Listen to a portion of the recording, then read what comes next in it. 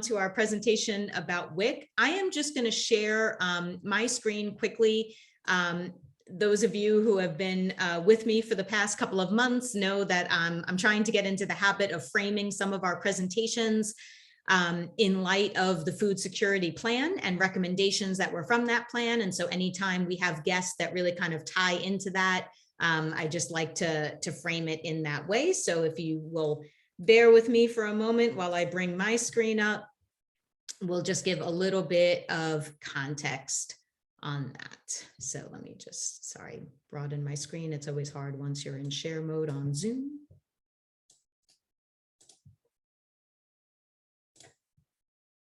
Okay, there we go. So for those of you who recall, if you spend a lot of time with the food security plan, there were recommendations for enhanced communication strategies for connecting with food insecure residents and support providers. And there was a specific reference in there to developing strategies to effectively connect with food insecure individuals through a wide variety of communications barriers, including language and technology access. And then there were two recommendations about maximizing participation in benefits programs. And the specific recommendations called for increasing SNAP and WIC authorized locations, increasing outreach network and capacity, increasing education and outreach mechanisms, expanding access to benefits programs that would specifically serving children, and the increased availability of culturally appropriate food assistance. When we talked about this topic in January, we did focus on the work that had been taking place in the SNAP working group, which Jose Luis Diaz, who's going to be our speaker from CCI with WIC, participates in. We talked about the work of the Food Security Community Advisory Board and the SNAP outreach that we've performed together with Maryland Hunger Solutions. So just a little framing about where that WIC presentation comes in today. I'm going to stop sharing my screen and I am going to turn things over to Jose Luis Diaz. Thank you so much for joining us. It is my pleasure. Thank you for the invitation, and I'm excited to try to talk about WIC in Montgomery County and hit back to some of those items in that plan. I am with CCI Health Services. CCI Health Services has been around for 50 years, believe it or not. And it's an agency that has been serving all of our underserved community members for those years. It started as a nonprofit, as a volunteer organization with a group of doctors that wanted to help youth in trouble and identifying that the main gap in services that they had was around primary care. And that's how we began addressing the primary care needs of those around us. And so you fast forward to today, and we are a federally qualified health center, and I'm going to share my screen so we can look at some slides. And so everyone can see, all right?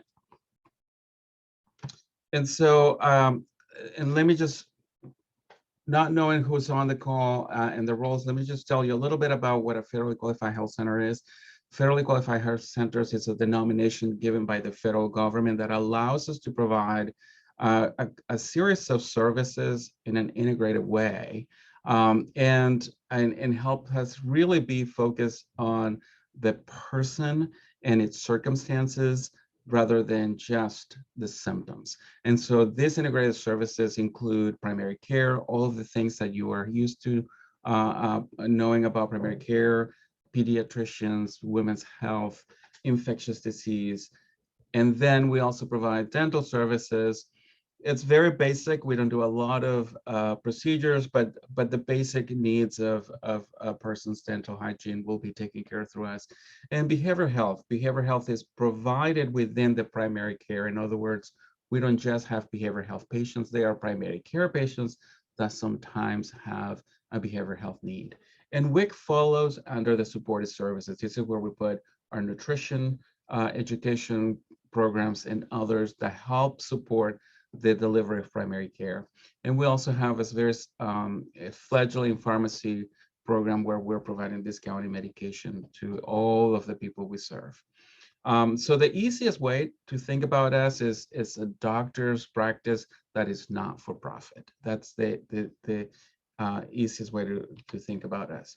We have 5 WIC locations throughout our service area, which is Montgomery County and the northern part of Prince George's County. In Montgomery County, we have 3 locations: Gaithersburg, Germantown, and Wheaton. We used to be in Montgomery County, Tacoma, but we moved right over the line, and we're now in Prince George's County, literally a block away, and it's put us in Prince George's County. There's about 50 staff members that help us serve about 30,000 people in the region.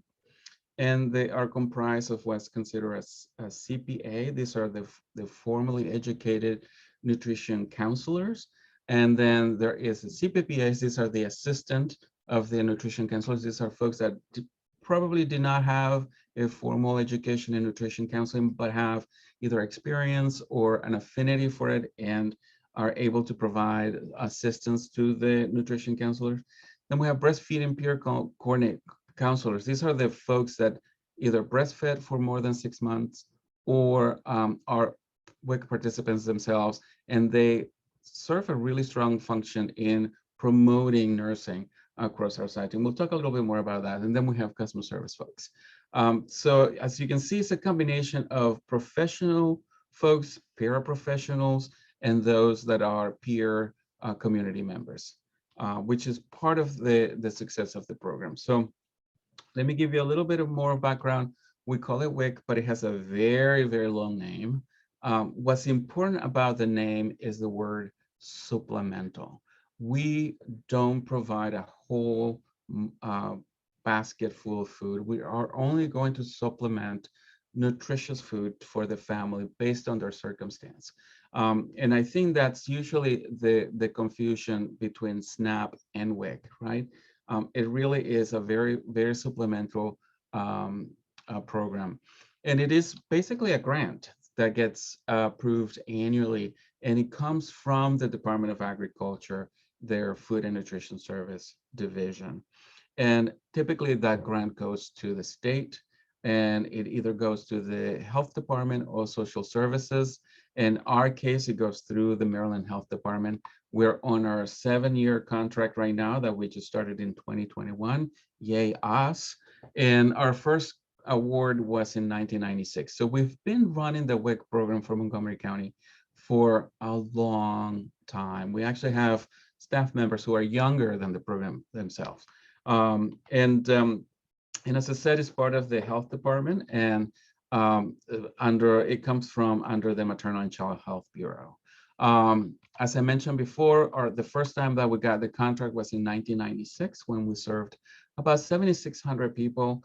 And then look at today, we're now in the 30,000s. That is a lot of people, but we used to serve more people. And that's something that we're going to talk a little bit later.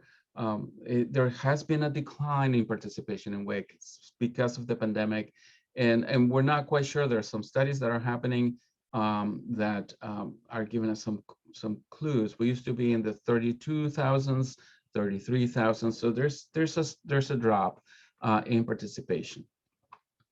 So the program itself, to be eligible to receive WIC benefits, it has to be somebody who's pregnant or who is nursing or postpartum, and their kids from birth until they turn 5.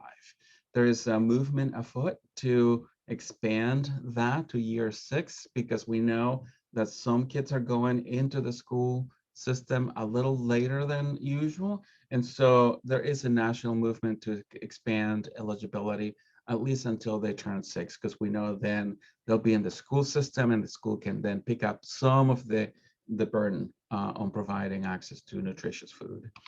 They have to be low income, and so the federal guideline is they have to fall between 100 and 180% of the poverty guideline, or they have to have a nutritional risk. Basically, if somebody determines that this person has a condition that puts them in a very difficult situation, and we can make them eligible even if they are over income.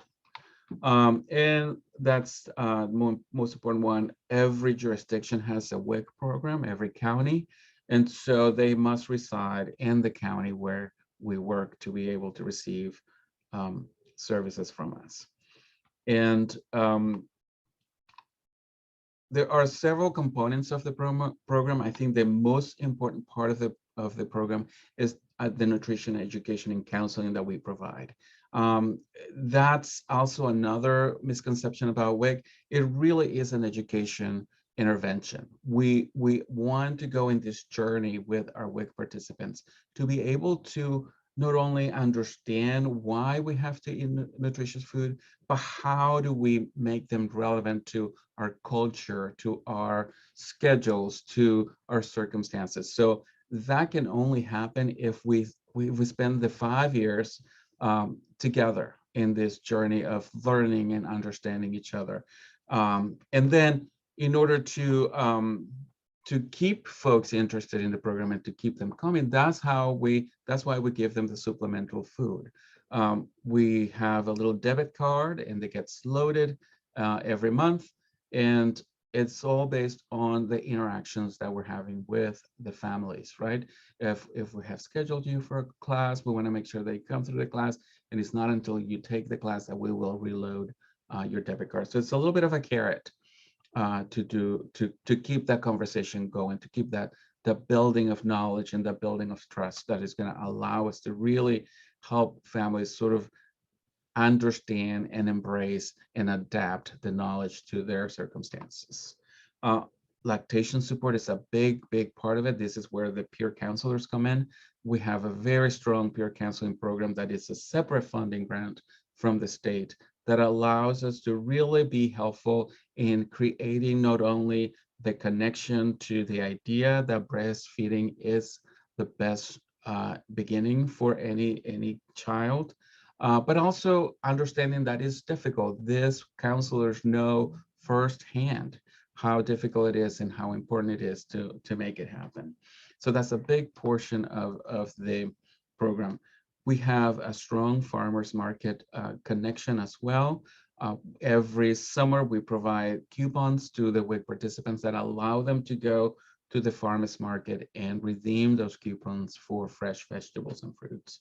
Some farmers markets have a relationship that allows us to double the value of the coupon, and this is a very important aspect of the program. And last year alone, we distributed 1,600 coupons to the tune of $75 per coupon. So that was a lot of cash that was provided to WIC participants directly.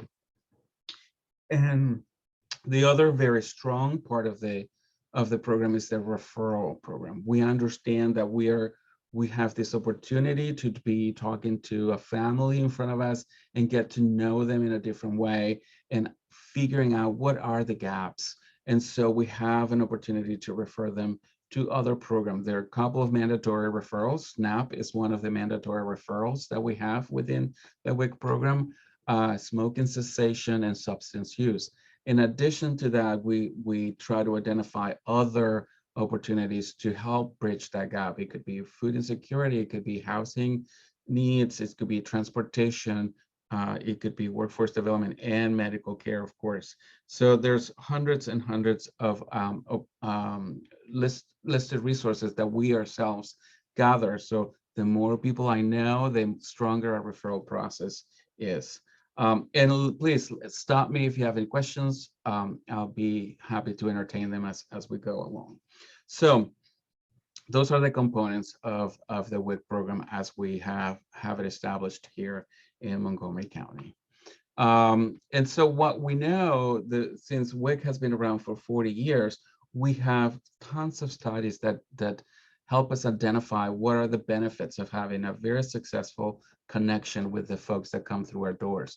And one resounding benefit is that they reduce complications in pregnancy, because we are able to help folks not only understand the importance of having access to nutritious food, but also link them to care.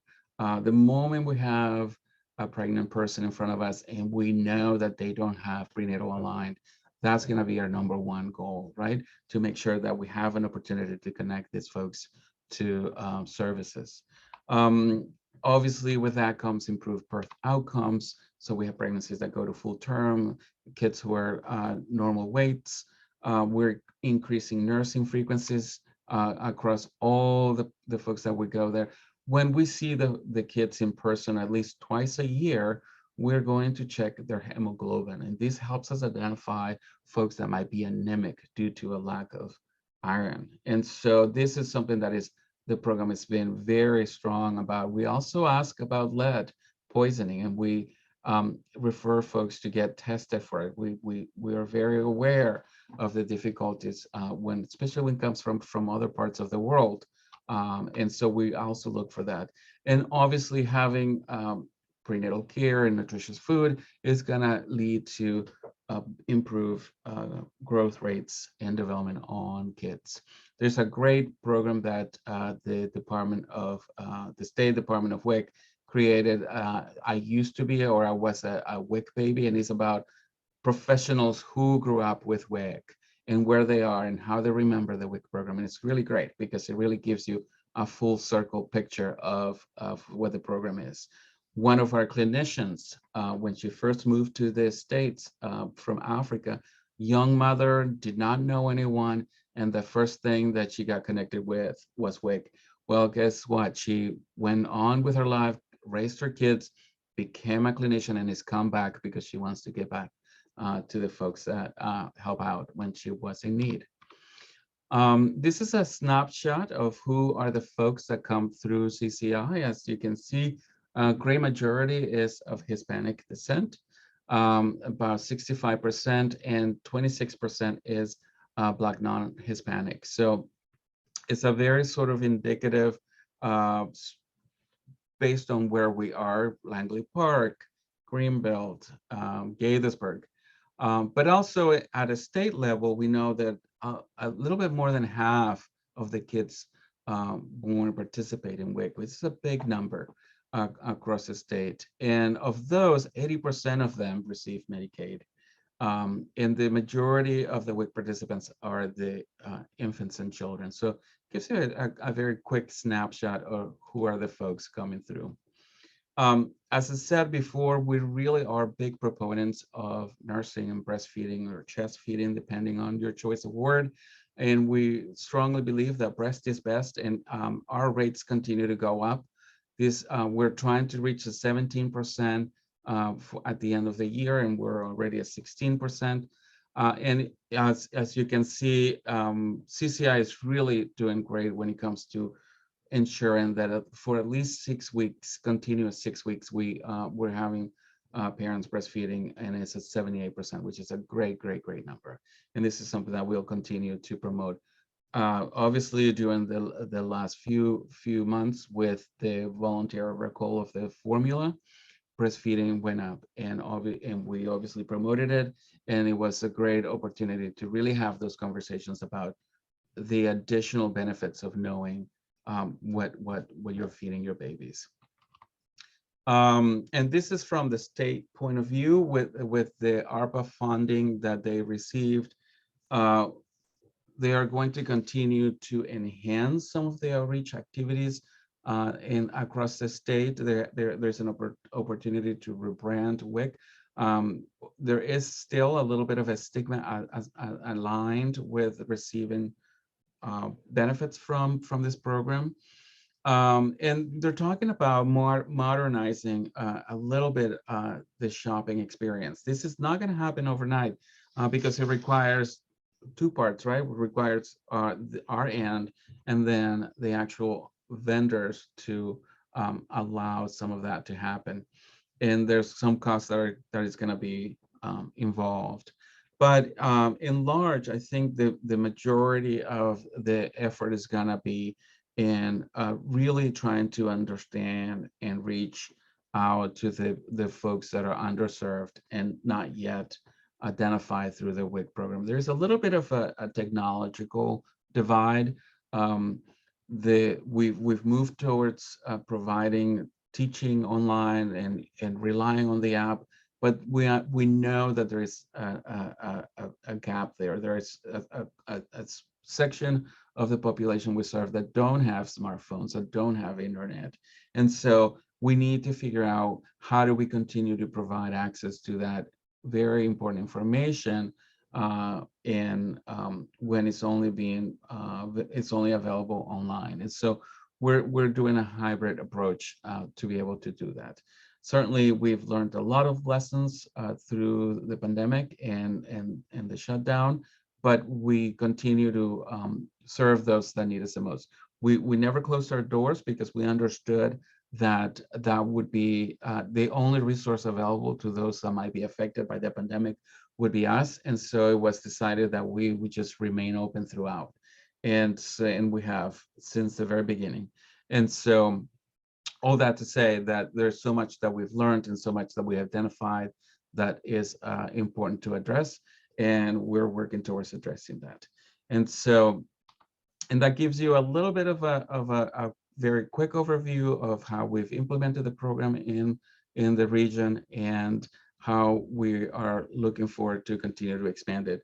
So what we need from the folks that work in the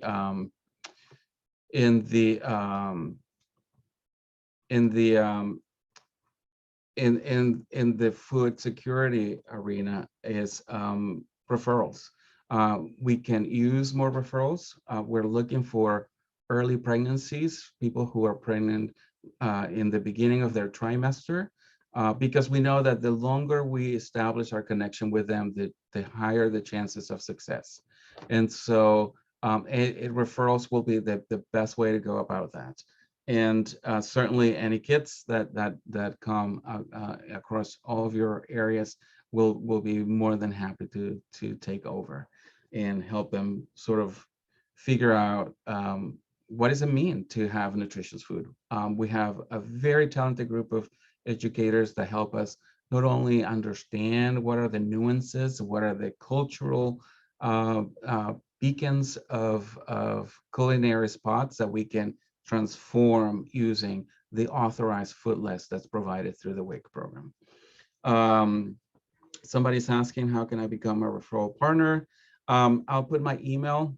It really, all we need is somebody's name and phone number, and we'll call them. We have a mandate that when somebody is pregnant and requiring services, we have 2 weeks to give them an appointment. And so we're very eager to get those pregnancies in. Let's see. Okay, I'm getting a couple of direct messages about, okay, we want to talk to you more. Be happy to make that happen. Any other questions from the group? And I didn't look at the time, so I don't know how, okay, we're good. Yes, Jose Luis, thank you so much. That was a great presentation. I purposely left a lot of time for questions because I was hoping that our providers would want to connect with you and learn more.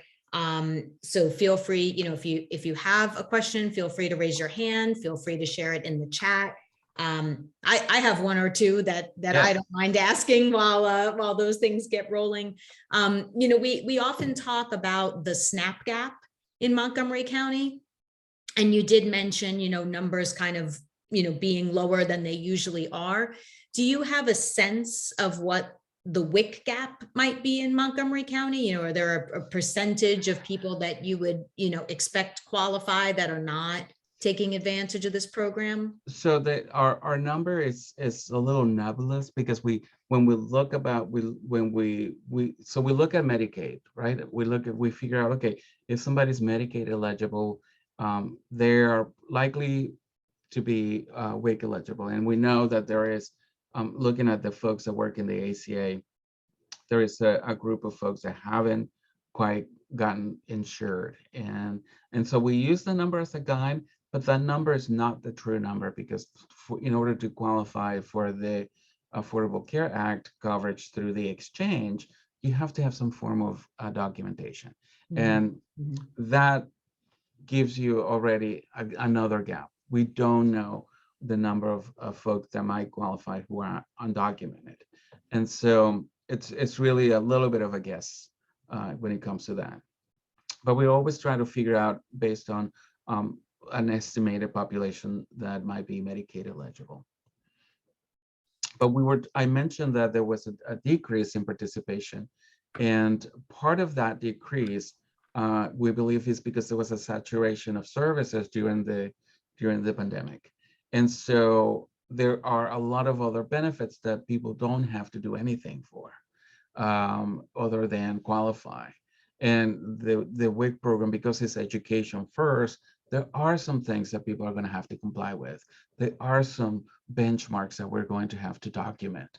And that kind of gets in the way, could get in the way of just getting the benefits straight from somebody else. And we're grateful that there is saturation of services, but we also understand that there is another section of the population that is not getting any of the services. And so sharing the information and encouraging people to just come through, one of the other areas that we try to penetrate our conversation and talking points to are the actual clinicians that are, the moment somebody has a positive pregnancy and they're going to go through with the pregnancy, we want them to be referred to services, whether they qualify or not. Let us worry about the qualification of it. We'll find a way to make it happen. And There's a few so, questions in the chat I want to share. One is if you have a flyer or one-page info sheet that you would like agencies to put, maybe in food boxes or have on hand for families to take. I do. I'll be happy to send you a flyer. Great, and we can follow up and share that. And then also, are the participation numbers in the presentation limited to Montgomery County, or are they for both Prince George's County and Montgomery County? They're for both. Okay. Yeah. The way the state sees us, that we're serving Montgomery County altogether. And part of it is because right over the line where you get to Langley Park, and even, it's kind of fluid. And so it's really hard to break that up into the two jurisdictions. And I think, Deanna, that probably answers your next question. Are you seeing residents of Prince George's County in the MoCo clinics and vice versa? Or? We are, and even in our Gaithersburg site, we have some people that live in Frederick, but they work in Germantown, and their kids' schools or the kids' daycare is in Germantown, so it's more convenient for them to receive services there. And in that case, we have to get sort of permission to serve somebody from out of the service area. But yeah, Wheaton is filled. That's our largest site, and we see over 10,000 people. And so they see folks from all over the place. What other languages does that flyer come in, Jose Luis? So all of our communication comes out in English and Spanish, because that's the majority of the folks that we serve. And there are some other additional flyers that we have in other languages that include French. I think we have something in Pashto and Dari, Amharic. And so, yeah, if a plan consider public charge? No, it is not.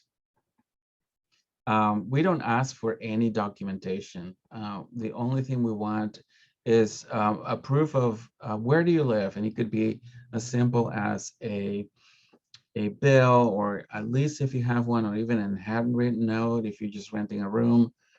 Proof of income. It could be just your check stubs, and if you're not working, who's helping you. We just want to create, and we don't scan anything in the system. So really is, we, the people in the front, we're certifying that the information is true. And so there's nothing scanned into the chart that says anything about the person. We're saying this is who they think they say they are. We're validating that the information presented is true as presented by them. So it's a very trail-free process, in the sense that we're not capturing anything that is not, that is might be used against you. So Ukrainian refugees arriving in the area, it will be helpful to have Russian and Ukrainian language. One of the things that we do have at our disposal is a language line that we have tons of languages available that we can use to talk to folks in front of us. And we also have tablets if we want somebody to be on video. And so language is not, there's only one African language that is very, very difficult to find somebody who speaks it. And we are very, very lucky that one of our staff members speaks it. And so every time that family comes through, we know we're gonna have to make our friend available because that's the only person that we can find in the area that's speaking.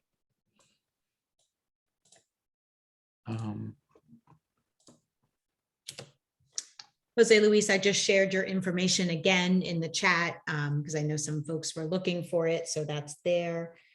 I did want to ask, I don't think you had mentioned, but I apologize if I missed it.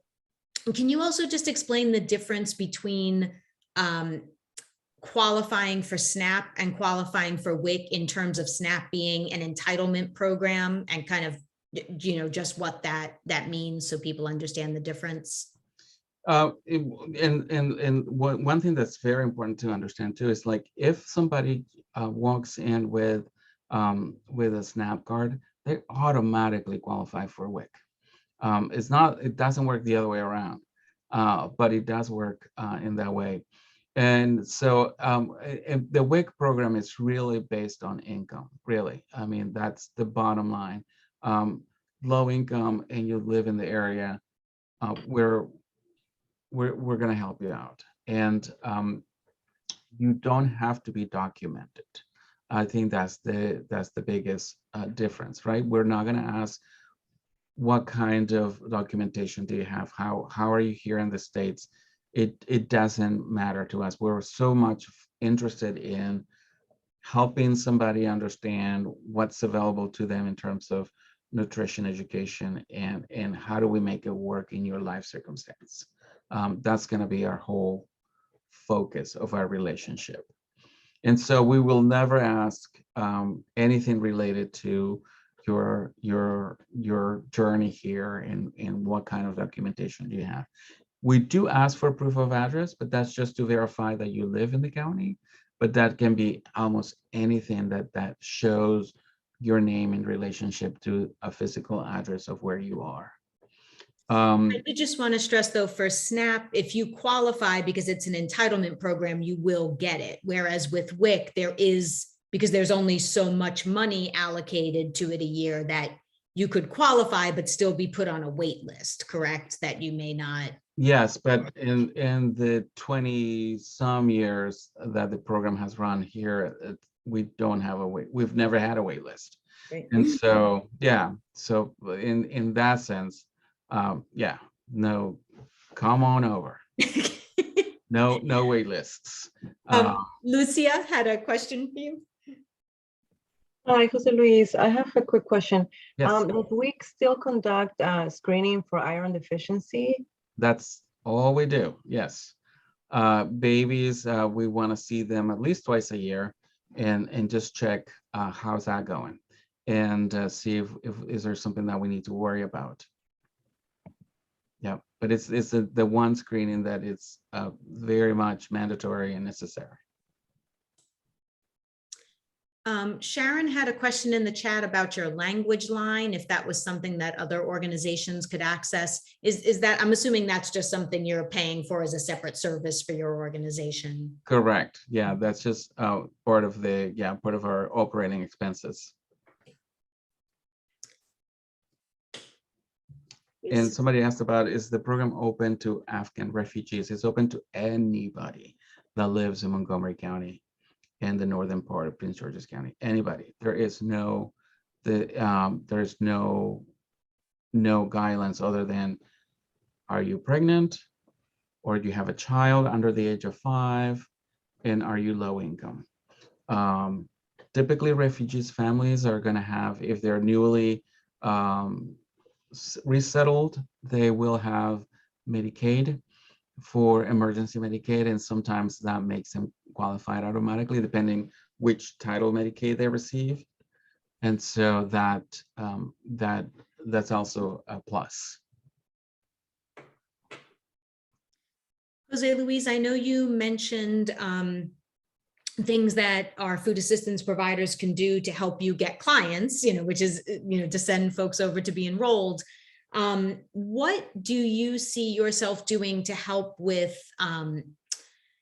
for clients to actually access WIC in stores? Does your office play a role in recruiting grocery stores to accept WIC, in talking with grocery stores about how those foods are presented and indicated, that they're available to use WIC, for purchasing? What is like the user experience that you're involved in? Absolutely.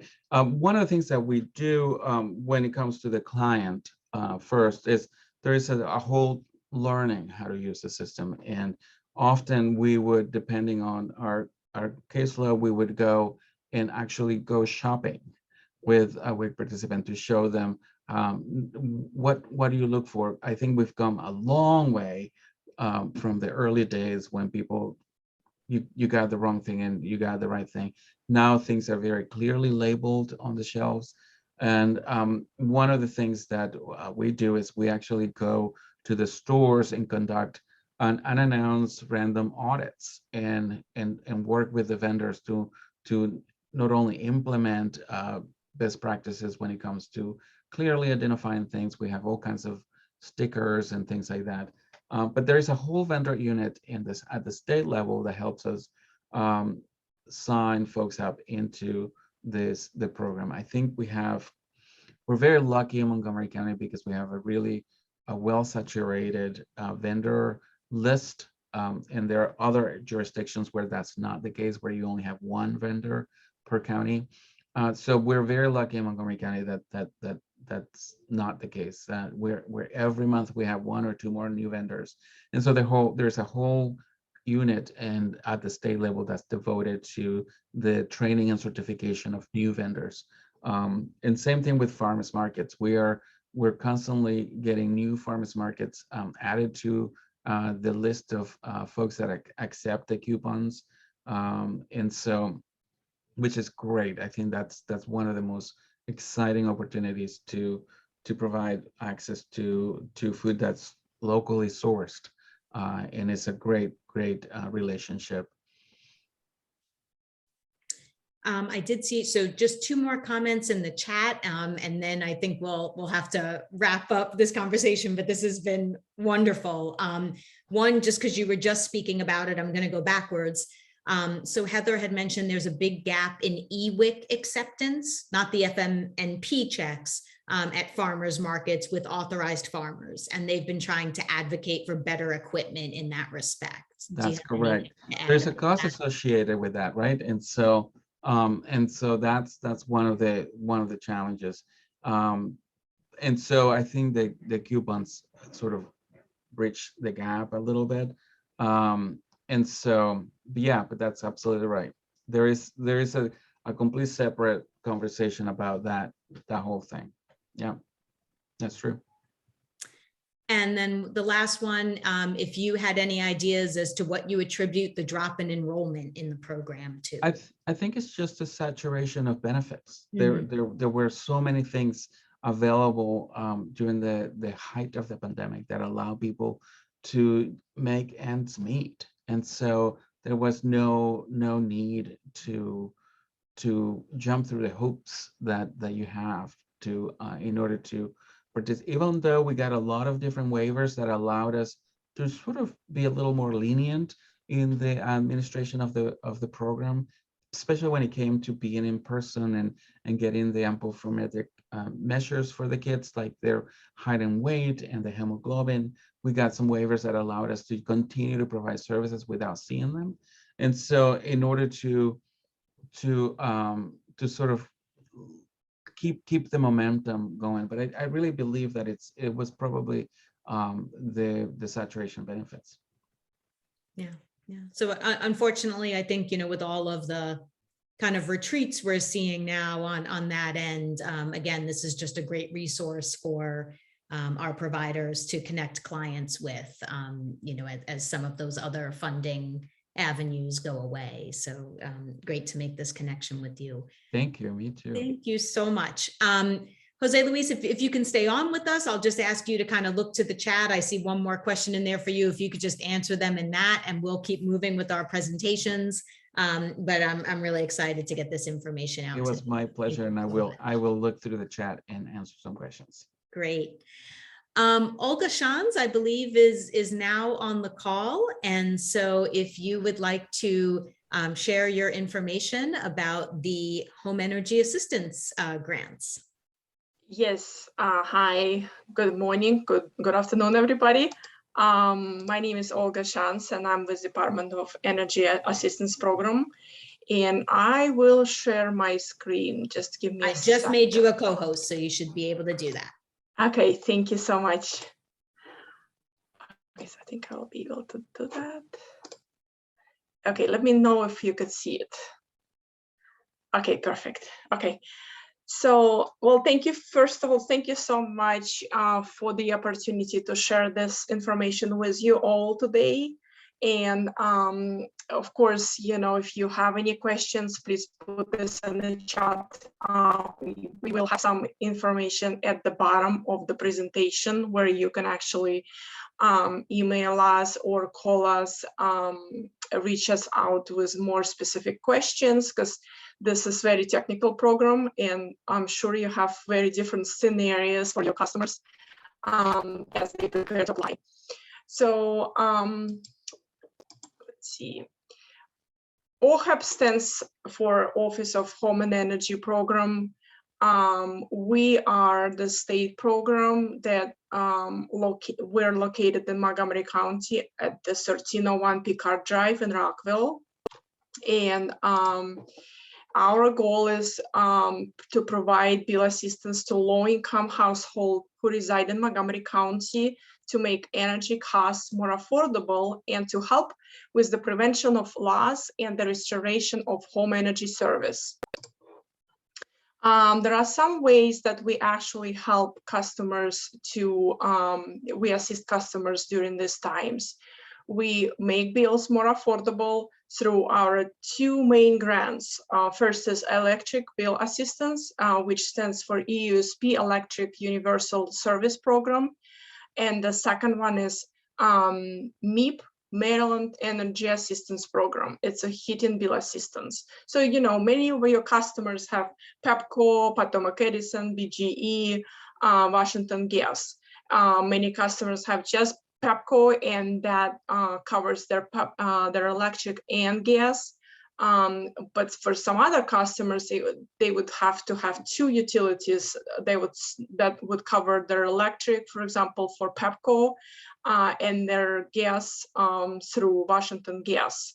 So they would be actually welcome to apply for, if they have those utilities and services, they could apply to our program, and if qualified, they can receive assistance with this main grants that we have. We also provide preventative and resolving crisis services. We actually just ended our crisis season, which ended March 31st.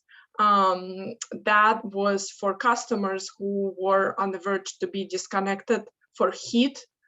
So anytime when we had a customer walking into our doors or sending us a disconnect notice for heat-related services, we would prioritize those customers to make sure that their services are not disconnected. And if they are, then we can resolve their disconnection in timely manner. So we do provide, I'll actually speak about the energy assistance a little bit later, but I do want to speak a little bit about our 55-day hold here that has been very handy for many customers. So if you have someone who is on the verge to be disconnected, whether it's Pepco, whether it's Washington Gas, BGE, Potomac Edison, they can bring us their application with disconnect notice. and we can place 55-day hold so that they can avoid disconnection. However, that 55-day time frame is for us to process their application, but at the same time as for customer not to be disconnected while we processing their application. So this is very important, just for you to know that if they apply by completing the application, whether it could be done online or in person, and they will bring their disconnect notice with the application, we can actually place a hold if they're still eligible for the hold during that time frame when they present disconnection notice. So this is very important information. So take advantage of that if you have customers who are on the verge of disconnection. Going back a little bit to the other program referrals that we also help our customers with. We help customers with, the furnace referral. So if they have broken furnace, they still have to apply through our program. We do not help with that, but we do refer customers to other agencies for furnace referral. And we also, if they have any fuel, oil, propane, we do help customers with those services as well. Again, in terms of crisis, we need to have termination notice or other crisis in order for them to receive assistance through OHAP. So we just need to make sure that there is some kind of disconnect notice or crisis notice. Now, going to the main two grants that I already mentioned that we actually service our customers with is MEAP, Maryland Energy Assistance Program, and EUSP, Electric Universal Service Program. Two additional grants that we also service our customers with are arrearage assistance.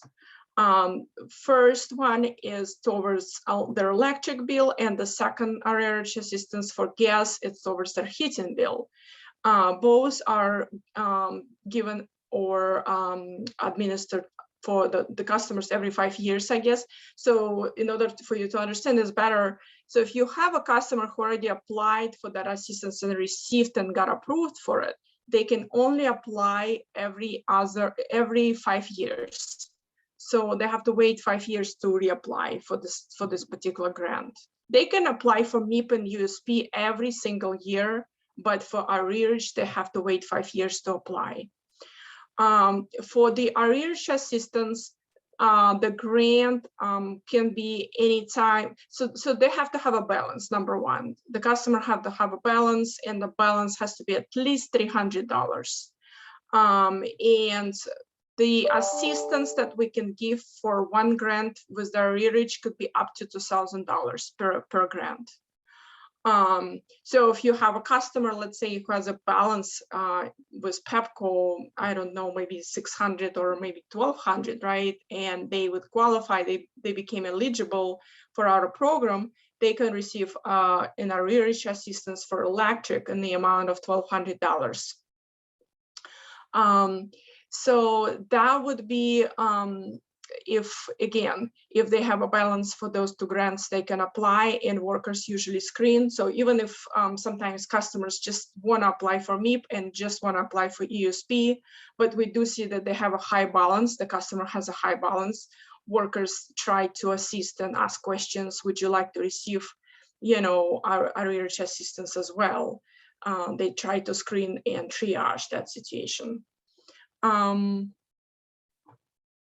Okay, so next slide, I'd like to share with you some information about our income guidelines and a little bit about our program here. So I guess different programs run differently as far as when program begins and program ends. For us, our program begins July 1st and ends the following year at the end of June 30th. So that's our program year. So right now we're in fiscal year of 2022, and that is about to end at the end of June. So if you have customers who have not applied yet during the fiscal year of 2022, they're welcome to apply still. There's time. There's still time to put an application. But however, if you have customers who already applied and received benefits, they can reapply again sometimes in July of this year. And then we will consider them for the next FY 2023, which is going to be in July and on of this year. So as far as our income guidelines, we usually had only one grid, income grid, that was applicable to everybody. The state has changed this year the income, and it became a little bit more flexible towards the elderly seniors. And so as you see on your screen, you have the income for those that has no household of 67 years old, age or older. And then the second grid, those households that have 67 years of age or older in their household. So for example, if you have a household, maybe a family with children, and they have a household residing with them, such as grandma, maybe she's 67 years old, 68 years old, we would be looking at that income grid, which is more flexible, and we would qualify them based on that grid. However, if they do not have that senior, we would be looking at this grid on the left, income grid, to qualify the household. So again, we are really, as far as the program and how we qualify income-wise, as we know through COVID and these difficult times, people income really changed many times. So even if you have a household that were over income and now they lost their job during the same year, we encourage that household to reapply again, because we will overturn the application if your household's income changed. We will have some criteria. We may have to request a new application at that time. But if the household income changed and previously they were denied for over income, we can still consider them if they're applying during the same program year. So the same goes for incomplete applications. So for example, if you have a household who got denied for not providing X, Y, and Z in this program year, let's say, and then they would come, let's say later on, and provide us with that information, we could overturn the same application and give them the benefits they qualified for. So again, as you see, the program is flexible. We can give the benefits if customers qualified. It's just very important point that the customer needs to provide what they, in the first place, were requested to provide. So the next thing is, I just want to kind of share that screen with you. This is our main timeframes, application periods. Our program again runs from July 1st through June 30th of the following year. The very important thing here, applicant can receive benefits only once per program year. So there is no such a thing as if you have customer who applied in September of 2021, then they come back in April of 2022 and they want to reapply and receive benefits, more benefits. So they're going to have to wait until the next program year to receive benefits. November 1st through March 31st is our crisis season, as I just explained. We just ended crisis season, which means, I mean, we still take customers of service, customers who are nearly to be disconnected. So we still prioritize those customers. But the heating season, the crisis season, has ended as of March 31st.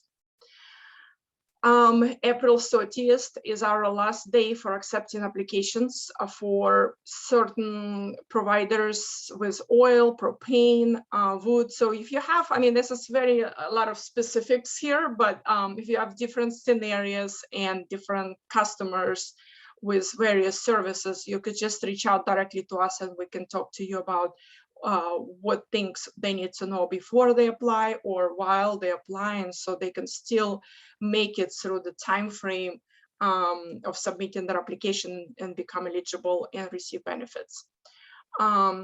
Now, for this year, very important point is that May 15 is the last day for accepting of incomplete application for MIP and USP. Now, this has been always the case. However, state may change some things. So again, we may have to change some of those requirements.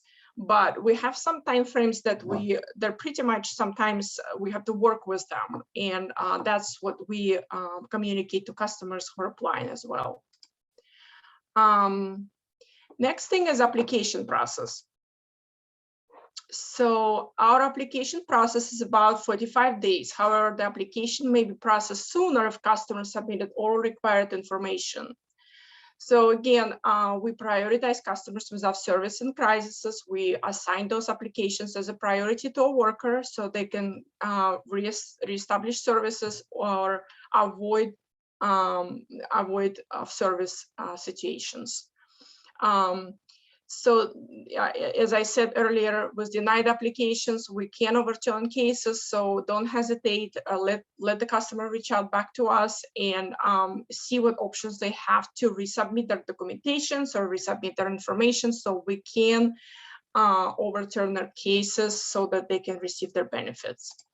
I'm not going to go into much details as far as application requirements. It's going to be actually on the application. There's a full instructions. But as you see, the list is very kind of similar to other programs. You know, you gotta have to submit photo ID.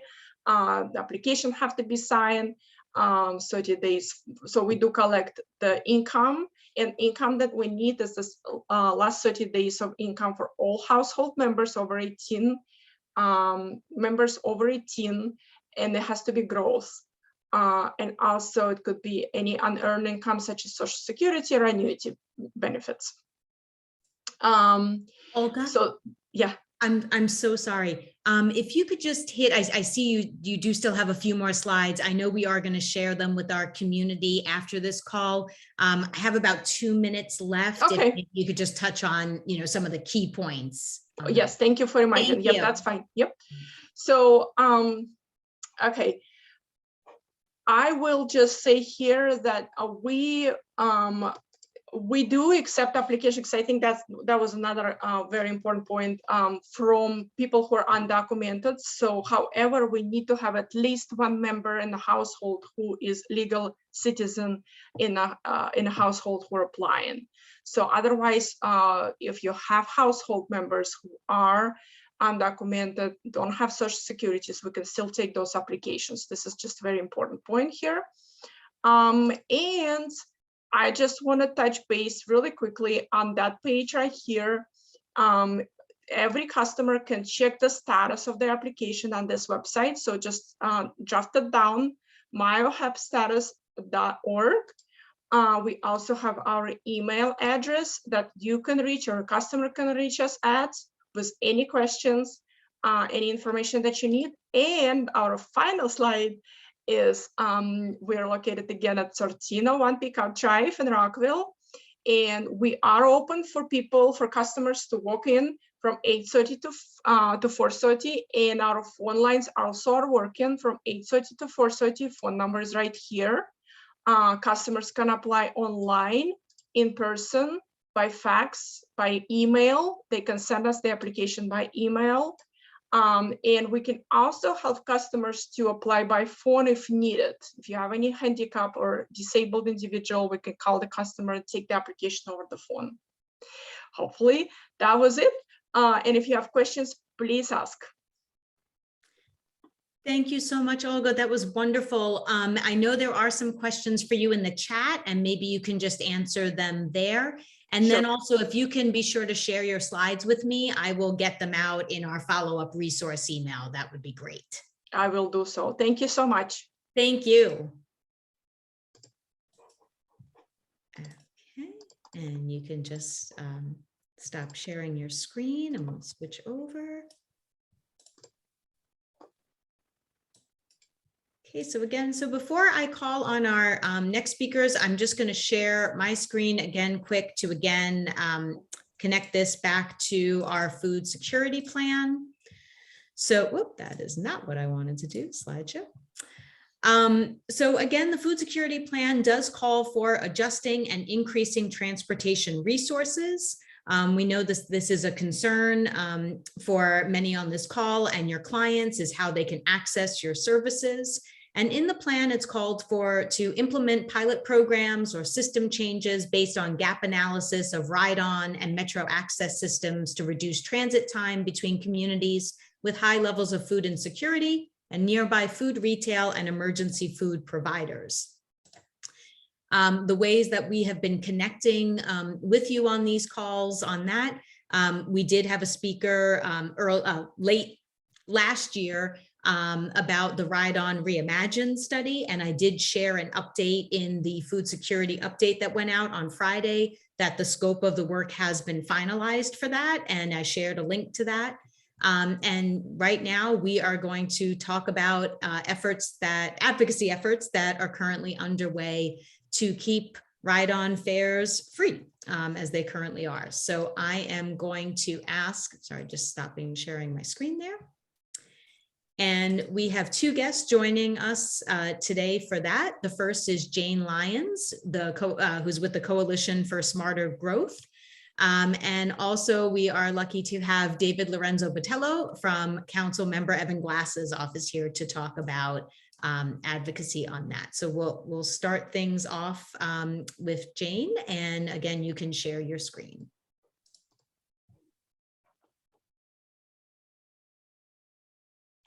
Hi, sorry, forgot to unmute myself before I shared my screen there.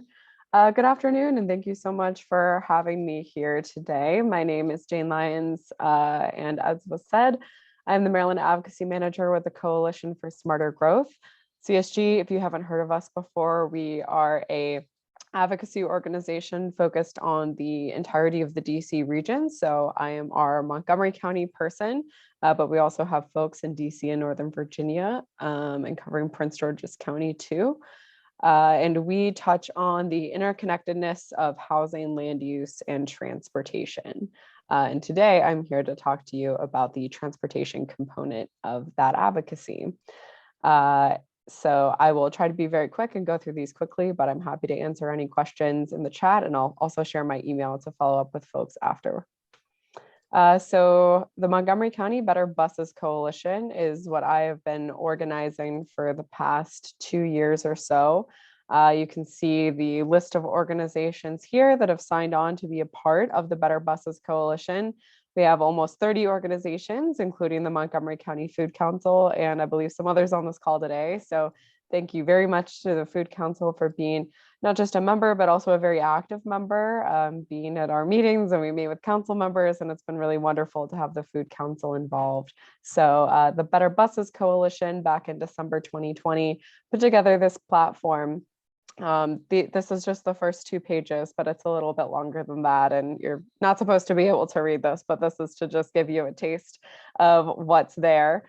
And so we're not just focused on free fares, we're also talking about the bus system comprehensively, and have been pushing for, as was mentioned, a comprehensive route redesign of all of the ride-on and Metro bus routes in Montgomery County. And so Montgomery County Department of Transportation is starting on that initiative called the Ride-On Reimagine study. So it will be great to work with the Food Council and everyone else on the call to help engage folks who, especially folks who use transit, but everybody in the county is impacted by this over the next year and a half, to be a part of that process, to have a say in what these new bus routes will look like and other improvements to the bus system.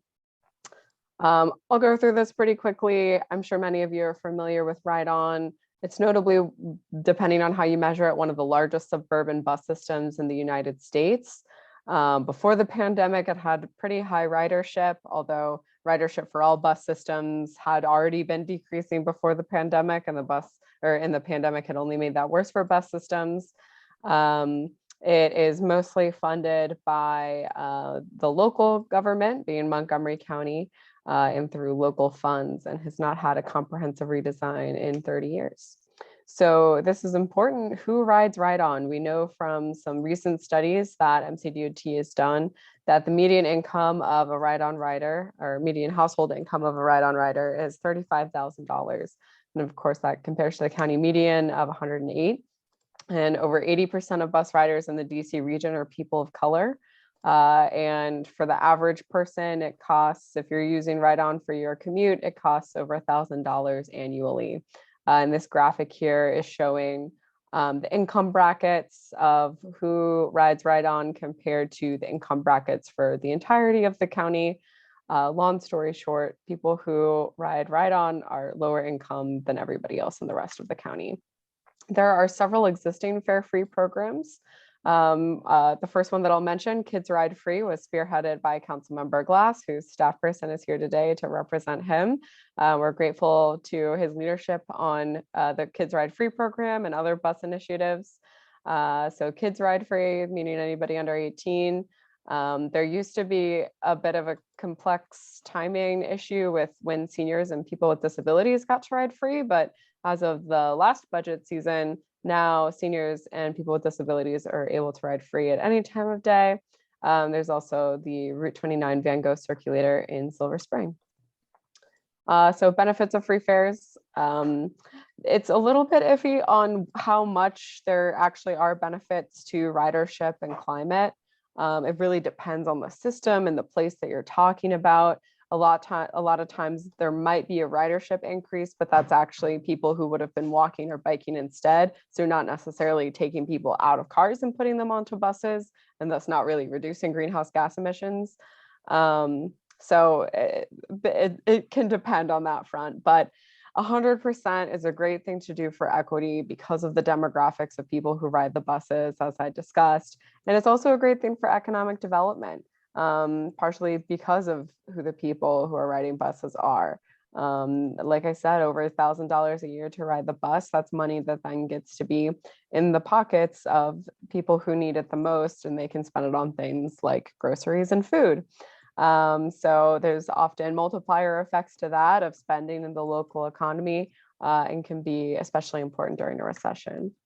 So recently the Montgomery County Department of Transportation did a fare equity study because there is this question of fares have been free since March 2020. Should they stay free? The Better Buses Coalition has advocated for them to be made free permanently at some point, but right now we're asking for them to at least be made free until October 2023, when the Ride on Reimagined study will be complete. And so this is probably a bit of an overwhelming graphic from that fare equity study that looks at 4 different options. I've highlighted in red. Alternative A is free fares. Alternative C is $1 fares, which is what the county executive is recommending. And the equity benefits are higher for free fares. You get higher reductions in vehicle miles traveled, which is good for climate change. A lot of the benefits are essentially doubled if you go for free fares rather than $1 fares. But of course, important to say, free fares alone are not enough. If a bus comes once every 30 minutes, but it's free, that's not as helpful as a bus that comes every 10 minutes, but maybe costs $2. And there's a big correlation between buses that are more frequent and higher ridership. So, but we believe that we shouldn't just be talking about one or the other. We should be trying to do both. We should be trying to have big improvements in service and also pushing for free fares. So part of the reason why I'm here today specifically talking to you all is because the County Council is undergoing its FY23 budget right now, as you're all aware. And part of that consideration is what to do for free fares.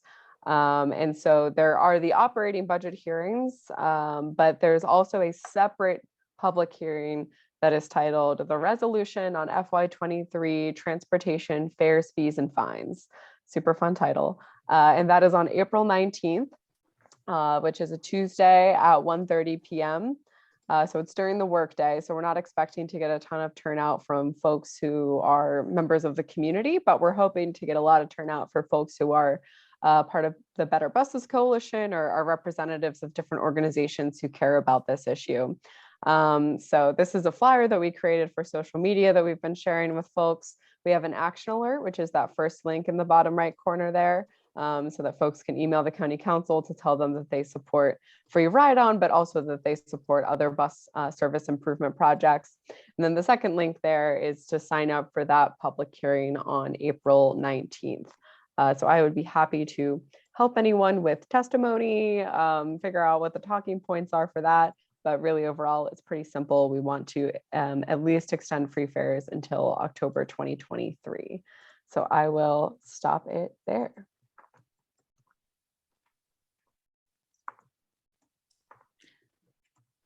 David, I think you're still muted somehow. I don't hear you.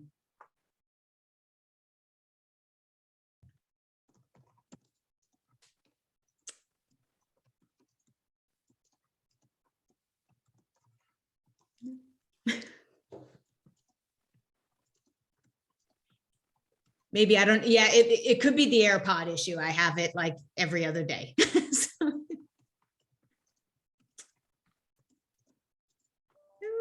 Oh no.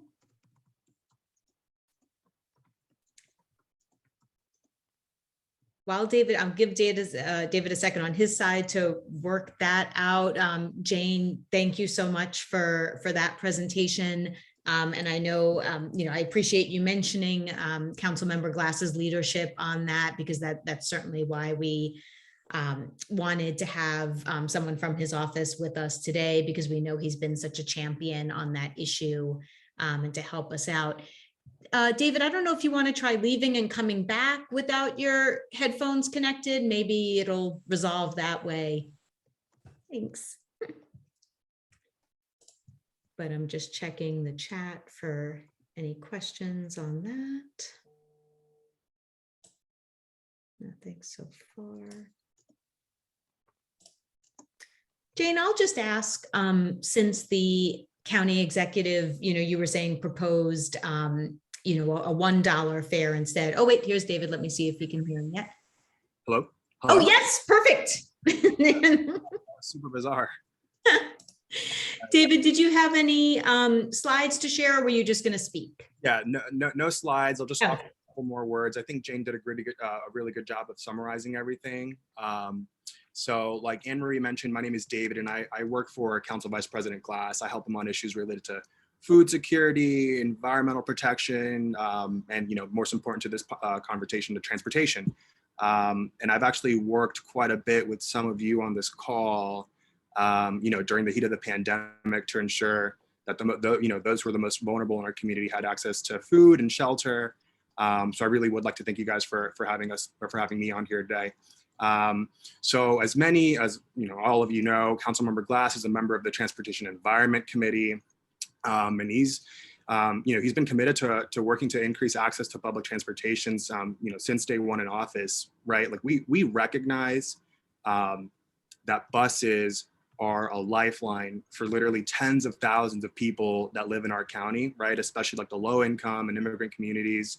And we also know that the pandemic exacerbated inequalities that we knew existed in our communities already. So since March 2020, we've been able to provide some free form of bus fare to protect the health of operators, right? And by minimizing interactions with others. And Councilmember Glass believes, that as we look toward a post-pandemic future, we should maintain our current policy of having fare-free buses. Ride-on is currently free until July 2nd, 2022, and the county executive recommended in his FY23 operating budget that fares be set at $1. And I think he assumes the line item for the budget is like $9.8 million to get fares to $1. So this is why the issue of free and accessible public transit matters, right? Like, in the county, like Jane said, the median household income is over $100,000, yet, the majority of the people that ride the bus make $35,000 a year. And ride-on's a large system. Pre-pandemic, we were averaging 45,000 weekday riders, weekday users, and ride-on makes almost 22 million trips per year, right? So this is money that can be spent on, and if fares are free, This is money that can be spent on food, clothing, healthcare, other necessities. And we know that when we improve access to ridership, more people will get on board. You know, when Councilmember Glass passed the Kids Ride Free program, ridership rose by over 50%. I actually think it was closer to 60%. The exact number might have been like 57% increase. You know, that cost us like $1 million a year to do.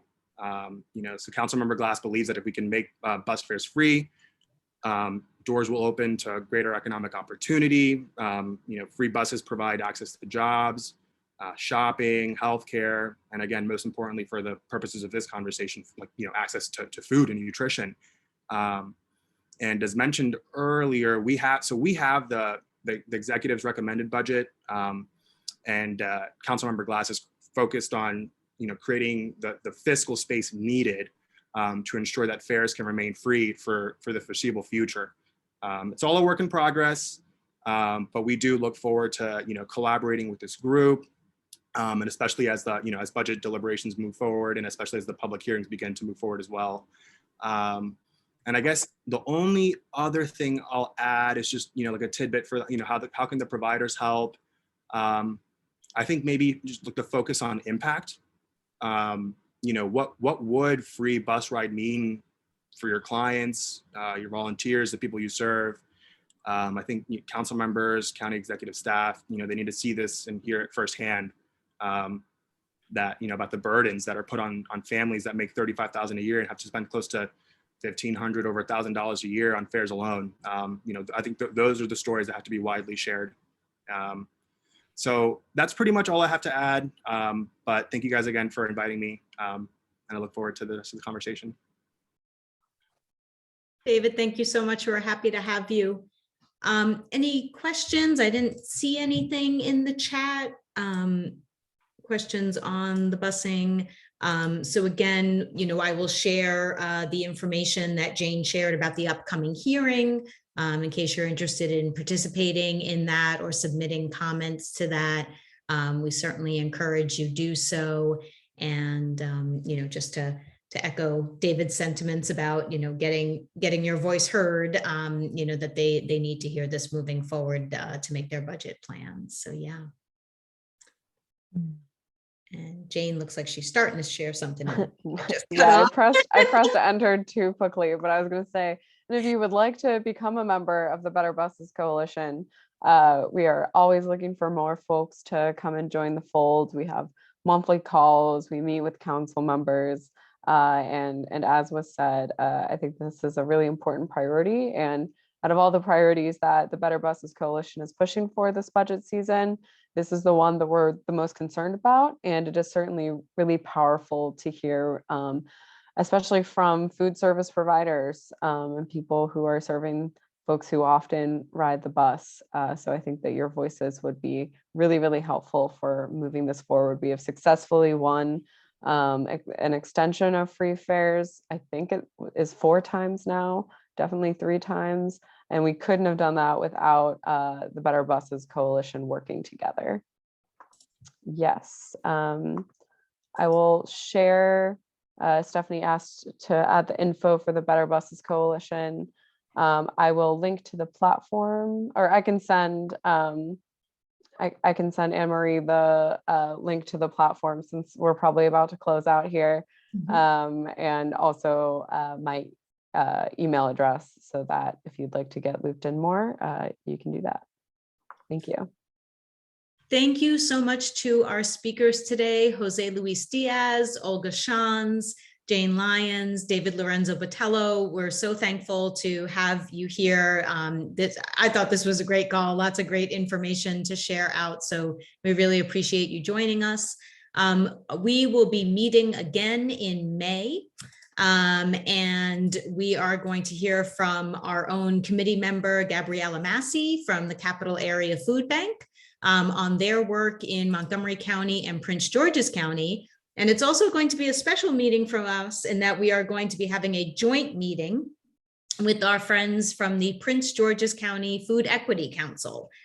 So lots of shared interests between food assistance providers in our 2 counties. Yay, collaboration, exactly, Michelle.